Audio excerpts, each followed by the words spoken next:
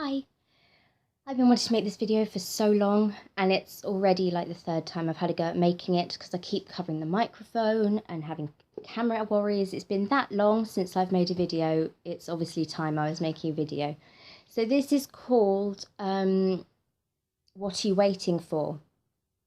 And this is because of a myriad of things that have happened to me recently and a load of experiences I've had, a load of things I've been thinking about, and basically the sentiment is, why are we waiting for things to happen to us when we make our own opportunities? So something I've been doing recently for the last year and a half or so is I've been running Louise Hay workshops with my best friend Janet, who is a Louise Hay workshop practitioner. And last week we organised a careers topic workshop, and I had this funny feeling that no one was going to turn up. Mainly because of the time of year. I'm of the belief that this is not the time of year to be considering a new career. People are just wanting to power on through and get the money, get the paycheck to get through Christmas, to pay off Christmas, to get through the family, and then get back to normal. And if there are any changes to be made in 2016, it can be done in 2016. So I was already thinking that nobody would turn up. And as it turned out, one person did turn up, but it's not the kind of, we normally have between 9 and 15 people to a session.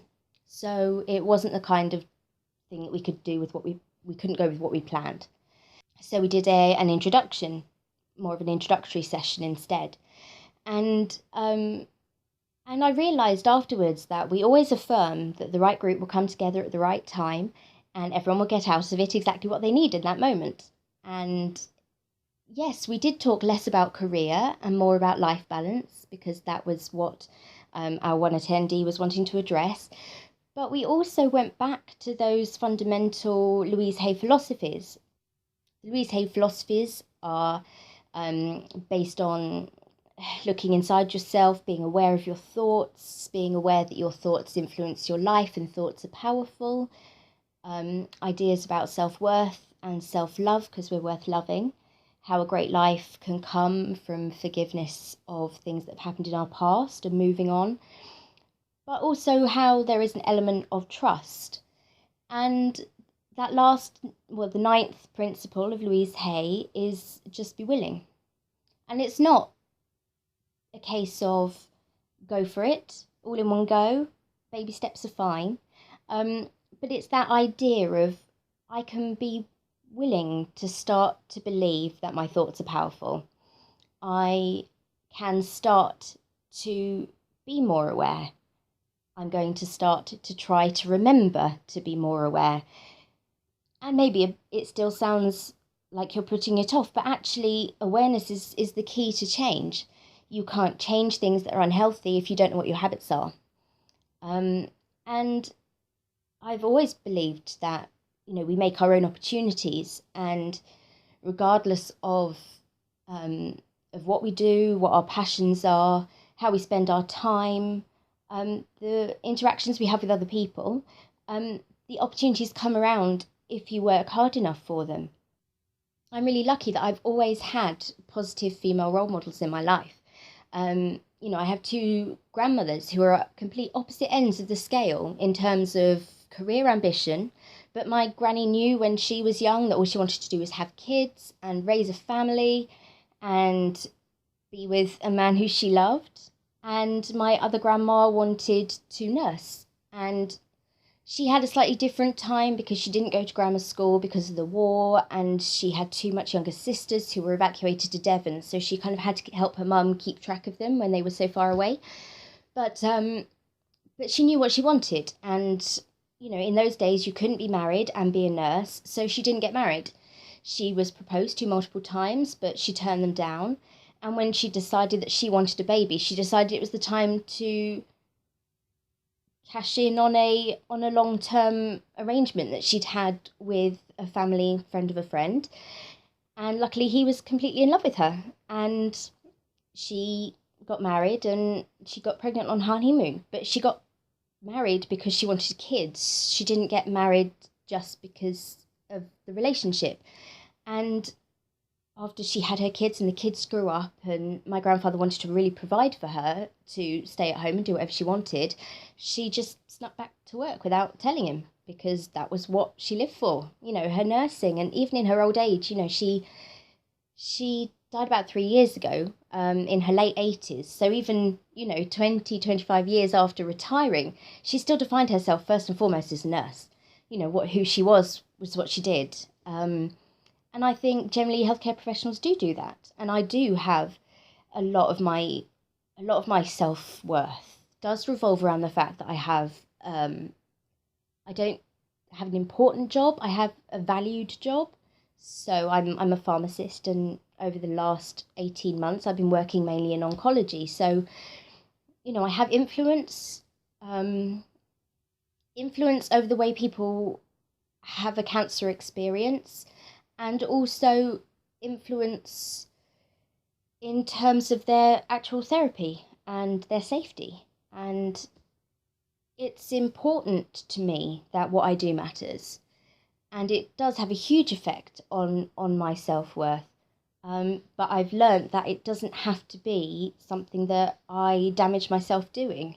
And it's important to me.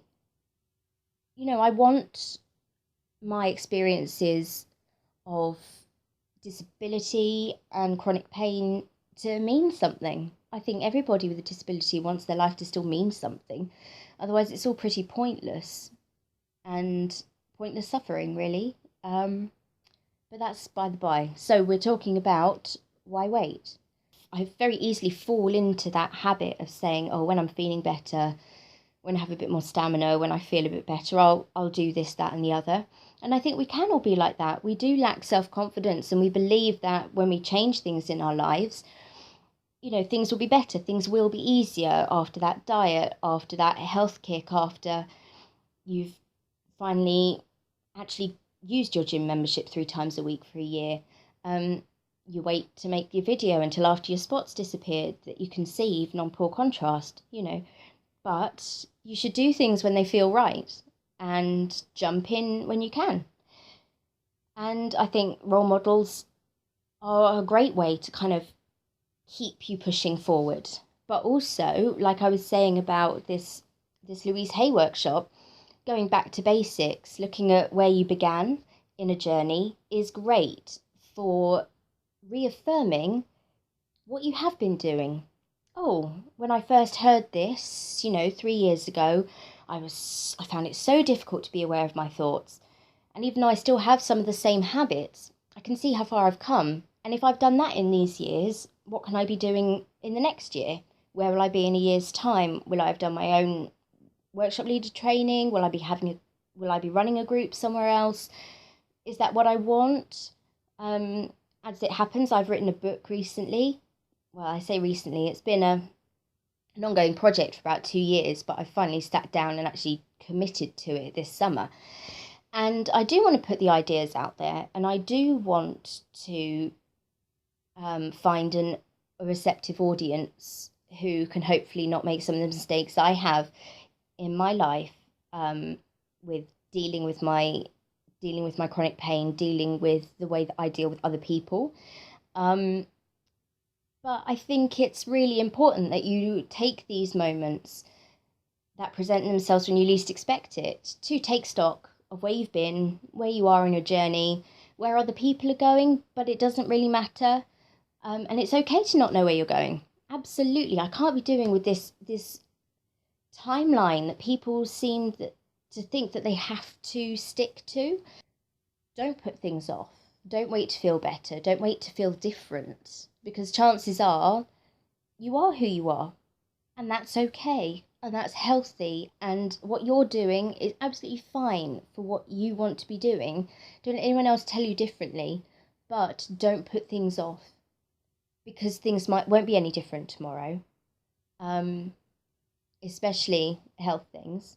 They normally go in phases, and before you know it, you're worse off than you were before, and you're like, damn, I really should have done that when I was feeling better, rather than looking forward to the time when you're going to feel better to do it.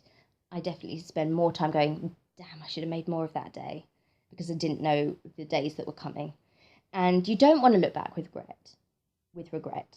you don't. It's not fun. I'll speak to you soon.